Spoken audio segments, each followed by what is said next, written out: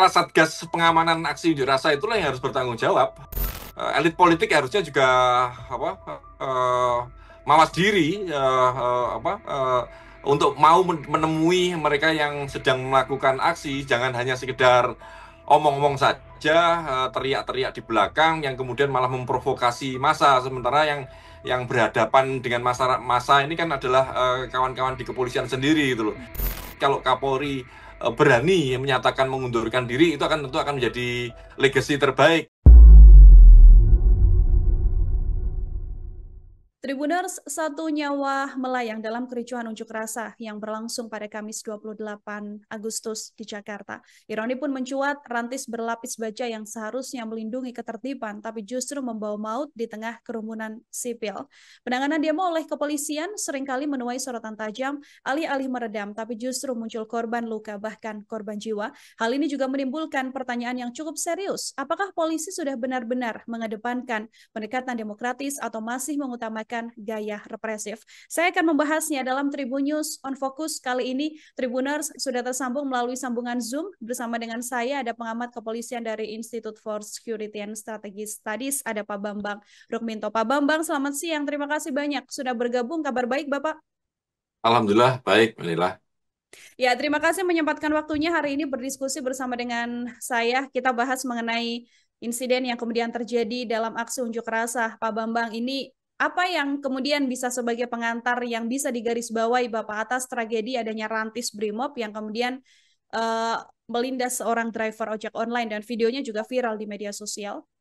Ya, sebelumnya saya menyampaikan ikut berduka cita kepada korban ya, baik dari pengemudi ojol maupun dari anggota Brimob, karena informasi terakhir kan ada salah satu anggota Brimob yang juga meninggal. Makanya eh, keduanya ini saya melihat adalah korban dari sistem yang tidak pernah diperbaiki dari ini, baik sistem pengamanan yang selama ini dilakukan oleh kepolisian maupun secara umum sistem demokrasi kita ketika masyarakat yang menyampaikan aksi unjuk rasa ini masih dianggap sebagai eh, gangguan keamanan dan ketertiban seperti itu. Mindset seperti itu seharusnya sudah harus dirubah. Pasca reformasi sudah dirubah, tapi faktanya kan tidak demikian. Seringkali karena cara pandang negara kepada masyarakat yang melakukan aksi menyampaikan pendapat ini masih seperti itu, makanya kepolisian sebagai alat negara ini seringkali dihadap-hadapkan dengan masyarakat gitu. Dan di sisi lain memang kepolisian juga harus melakukan evaluasi secara total ya, terkait dengan pelaksanaan pengamanan aksi unjuk rasa. Tugas pokok kepolisian sesuai dengan amanat undang-undang itu adalah melindungi, mengayomi, dan melayani masyarakat. Selain menjaga Kamtipmas dan dengan melakukan penegakan hukum, tetapi substansi dari tugas kepolisian yang paling utama adalah melindungi dan mengayomi. Artinya aksi unjuk rasa yang juga menjadi hak warga dan diakui oleh negara sebagai hak dari warga negara, itu juga harus dilindungi dan diayomi. Makanya kalau kemudian kemarin aksi sampai seperti itu dan kemudian memunculkan insiden, kita memang layak prihatin gitu loh. Peraturan Kapolri terkait dengan standar operation prosedur, penggunaan kekuatan Polri dalam pengamanan aksi ini sebenarnya sudah ada, yakni Peraturan Kapolri 1 tahun 2009. Tetapi pelaksanaannya kan memang masih jauh dari harapan. Tidak hanya dalam aksi kemarin yang menimbulkan korban, tapi dalam aksi-aksi sebelumnya juga sudah sering kali terjadi bagaimana eh, bagaimana kepolisian melakukan penanganan terhadap mereka yang sedang menyampaikan aksi unjuk rasa.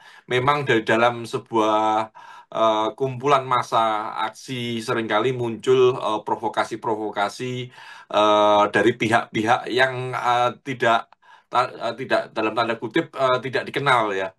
Bisa pihak ketiga, tapi juga bisa dari pihak masing-masing karena seringkali mereka beranggapan aksi tanpa ada benturan-benturan itu tidak akan menarik seperti itu kan. Hmm. Makanya memang kedua belah pihak harus menahan diri.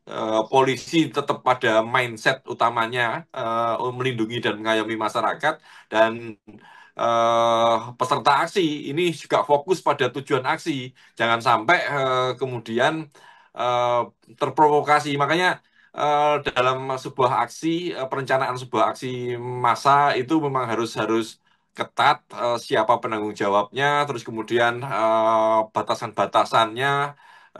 Kalau kita melihat kemarin, sepertinya kan chaos itu sudah sejak awal gitu loh.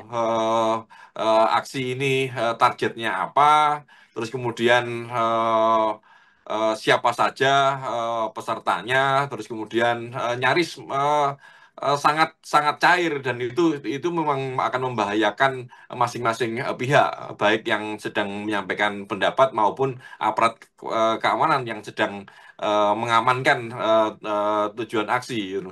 Makanya kalau ada apa isu isu pihak-pihak yang menunggangi, ya itu wajar, tapi selama aksi itu pada tujuan utamanya menyampaikan pendapat, itu harus dihargai dan harus fokus di situ gitu. Tapi kalau kita melihat kemarin, sepertinya fokus terkait dengan pesan aksi ini malah tidak tersampaikan, tapi terkaburkan dengan adanya insiden ini, kan sangat sangat disayangkan sekali seperti itu ya, sementara. Oke, Pak Bambang, kalau tadi Bapak sempat menyinggung bahwa memang ada SOP begitu ya dalam kepolisian soal massa, begitupun juga soal pengoperasian kendaraan taktis. Kalau untuk aksi demonstrasi, artinya ini sudah sesuai dengan SOP yang ada sedianya atau seperti apa, Bapak? Kalau kita melihat sebelum ada insiden, mereka sudah melakukan itu ya, sudah melakukan SOP itu dengan ketat gitu. Tetapi kan seiring perjalanan waktu, kemudian ada aksi aksi-aksi yang provokatif, selalu berkembang gitu loh. Dan kemudian memang sangat disayangkan sekali kendaraan rantis itu ketika menabrak pertama kali, kalau kita melihat videonya tidak berhenti gitu loh. Artinya kan personil yang ada di dalamnya memang sangat manusiawi ya, eh, panik atau ketakutan karena dikerumuni massa yang sedemikian besar. Tetapi harusnya tetap bisa menahan diri untuk kemudian tidak melanjutkan melanjutkan kendaraannya kembali seperti itu, sehingga yang ditabrak ini bisa terselamatkan, mungkin seperti itu. Tapi kan faktanya tidak demikian yang di dalam video yang beredar. Ini sangat sangat disayangkan sekali. Artinya eh, di situ ada SOP yang dilanggar. Seharusnya meskipun itu adalah kendaraan rantis, tetap saja mereka harus berada dalam satu barisan pasukan, tidak bisa berjalan sendiri, sehingga malah bisa membahayakan personil dan juga membahayakan masyarakat seperti itu. Ini artinya disiplin SOP itu tidak dilakukan oleh rantis tersebut gitu loh. Makanya memang kepolisian sebaiknya juga harus membuka penyelidikan terkait dengan eh, bagaimana peristiwa itu terjadi, mengapa rantis rantis itu berjalan sendiri, apakah ada perintah, terus kemudian siapa yang ada di dalamnya seperti itu, sehingga bisa diketahui siapa yang harus bertanggung jawab. Personil yang ada di rantis memang bersalah, tetapi kalau saya melihat mereka harus ada dalam berdiri dalam sebuah kelompok pasukan ya. Artinya memang harus pimpinannya juga harus dimintai pertanggungjawaban terkait itu, seperti itu. Oke, artinya Anda melihat ini tidak hanya murni kelalaian individu saja, tapi pertanggungjawaban juga harus seluruh pasukan yang memang pada hari itu juga bertugas dalam aksi demonstrasi, Pak Bambang. Tapi kepala Satgas Pengamanan Aksi Unjuk Rasa itulah yang harus bertanggung jawab. Hmm. Tidak bisa personil itu disalahkan disalahkan, memang disalahkan 100% itu serta merta disalahkan tidak bisa, tapi Kasatgas harus bertanggung jawab mengapa personil yang mengendarai rantis ini bisa nyelonong sendiri seperti itu kan, itu juga harus dievaluasi. Makanya sebaiknya Polri juga harus membuka diri untuk melakukan penyelidikan terkait itu. Tapi terlepas dari itu semua, aksi kemarin ini kan saya melihat apa semacam puncak gunung es dari kekecewaan masyarakat kan seperti itu. Makanya selain selain apa membuka pengungkapan insiden yang terjadi kemarin, Polri juga seharusnya eh, apa eh, mem- membuka menelusuri penyebab dari aksi unjuk unjuk rasa kemarin. Misalnya terkait kekecewaan masyarakat terkait dengan penanganan korupsi yang kemudian sampai sekarang berhenti, penanganan judi online yang berhenti, terus kemudian juga ujaran-ujaran kebencian yang dilakukan oleh elit politik seperti itu kan salah satu bentuk provokasi kepada masyarakat, itu yang juga seharusnya seharusnya juga diselidiki, itu diungkap secara tuntas oleh Polri seperti itu. Oke, asal muasal atau motif begitu ya Pak Bambang ya, mengapa Benar. kemudian muncul aksi demonstrasi ini juga harus menjadi penyelidikan intensif dari pihak kepolisian. Ini kan kalau dalam aksi tewasnya seorang driver ojol ini, Bapak ini kan sudah ada 7 orang yang kemudian ditangkap berdasarkan keterangan dari Propam Polri begitu ya, dan saat ini sedang diperiksa intensif. Kalau masyarakat sekarang juga masih menunggu sanksi tegasnya untuk para oknum ini. Kalau tadi Pak Bambang mengatakan salah satu yang perlu bertanggung jawab adalah Kasatgasnya juga. Lalu untuk sanksi yang kemudian bisa diberikan untuk sama-sama membawa keadilan bagi korban ini seperti apa? Ya, bagi personel yang ada di lapangan, kalau itu merupakan kesalahan SOP dan kemudian sampai memunculkan korban jiwa, proses pidana itu harus dilakukan terkait dengan Kasatgasnya. Hmm. Ini harus ada evaluasi secara menyeluruh, sanksi etik selain proses pidana tadi, yang pasti di internal kepolisian sanksi etik dan disiplin itu harus diterapkan gitu. Jangan sampai mereka yang melakukan tindakan pelanggaran SOP ini dibiarkan. Selama ini yang terjadi kan seperti itu. Makanya masyarakat juga akhirnya geram terhadap permisivitas yang dilakukan oleh Polri sendiri seperti itu. Makanya agar kasus ini tidak melebar kemana-mana dan kemudian merugikan Polri, sebaiknya Polri membuka seterang benderang mungkin siapa pelakunya dan kemudian sanksi apa yang akan diterapkan gitu loh. Memang tadi di awal juga saya sampaikan bahwa kesalahan tidak 100% pada personil, tetapi juga Kasatgasnya ini yang juga harus segera dievaluasi. Jangan sampai mereka yang di level bawah ini yang harus bertanggung jawab, tapi di level eh, pimpinan itu ini didiamkan seperti itu. Oke, baik. Pak Bambang, kalau kita melihat bagaimana kemudian aksi demonstrasi, kan seperti sudah terlihat kalau demonstrasi biasanya atau kerap sekali kan mendengarnya Chaos ya. berakhirnya ricuh begitu ya, Bapak ya. Ini Anda melihatnya seperti apa? Apakah ini juga salah satu bagian dari kelemahan komunikasi dan pendekatan humanis dari aparat, atau justru karena ini sudah terlihat selayaknya kultur begitu ya, atau sejak lama ini sudah terjadi sehingga hal tersebut dianggap normal saja?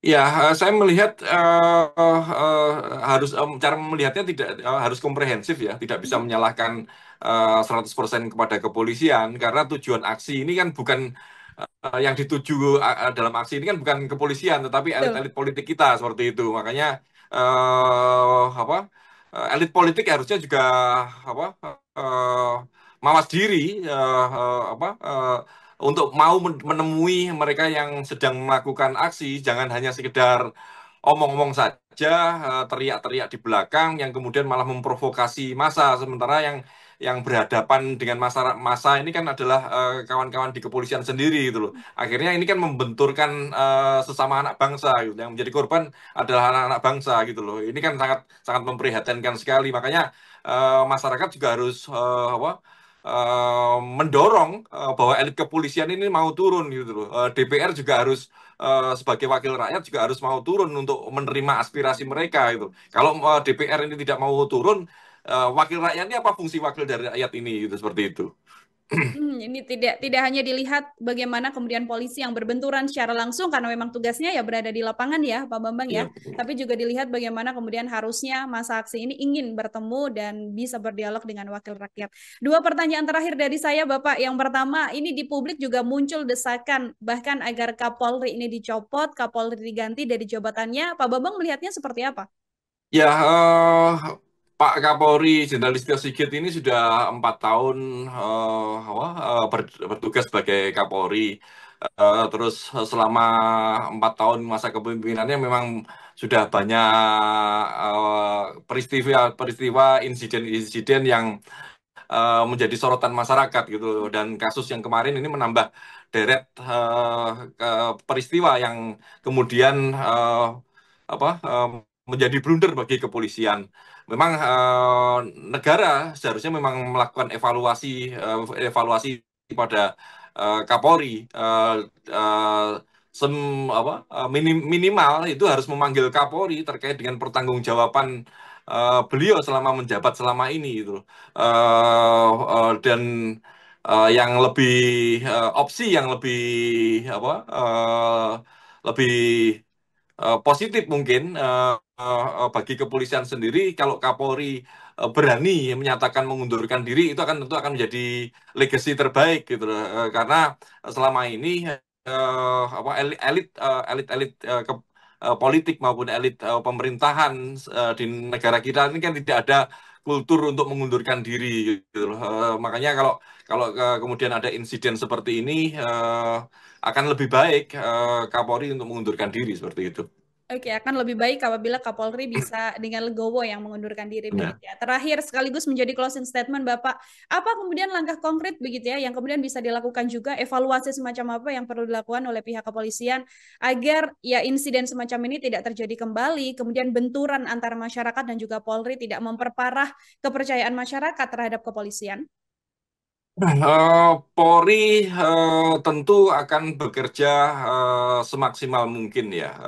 Tetapi ketika masih tersandra oleh kepentingan-kepentingan politik, tersandra oleh kepentingan-kepentingan di luar tupoksinya melakukan perlindungan, pengayoman dan pelayanan kepada masyarakat, ini akan terus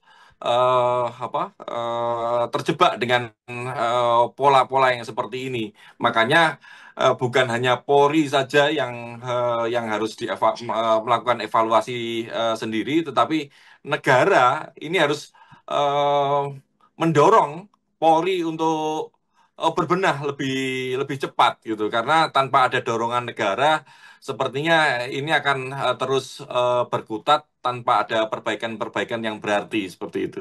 Oke, perlu adanya peran serta negara juga untuk sama-sama ya, Pak Bambang ya, memperbaiki kepolisian termasuk juga evaluasi atas kinerjanya yang selama ini dianggap cukup sering berbenturan dengan masyarakat seperti itu. Pak Bambang, luar biasa sekali. Terima kasih banyak untuk kesempatannya berdiskusi bersama dengan saya dalam Tribun Fokus. Semoga di lain kesempatan ada waktu kembali untuk berbincang. Terima kasih banyak sekali lagi. Selamat beraktivitas kembali, Pak Bambang. Terima kasih ya. Salam sehat. Ya, Tribuners, Ya. demikian obrolan saya bersama dengan pengamat kepolisian dari Institute for Security and Strategic Studies, Bapak Bambang Rukbinto dalam Tribun Fokus kali ini. Nantikan obrolan saya dengan sejumlah narasumber lain dan tema-tema lain hanya dalam Tribun Fokus. Saya Nila Irdah, pamit undur diri. Terima kasih banyak dan sampai jumpa. Download Tribun X sekarang. Menghadirkan lokal menjadi Indonesia.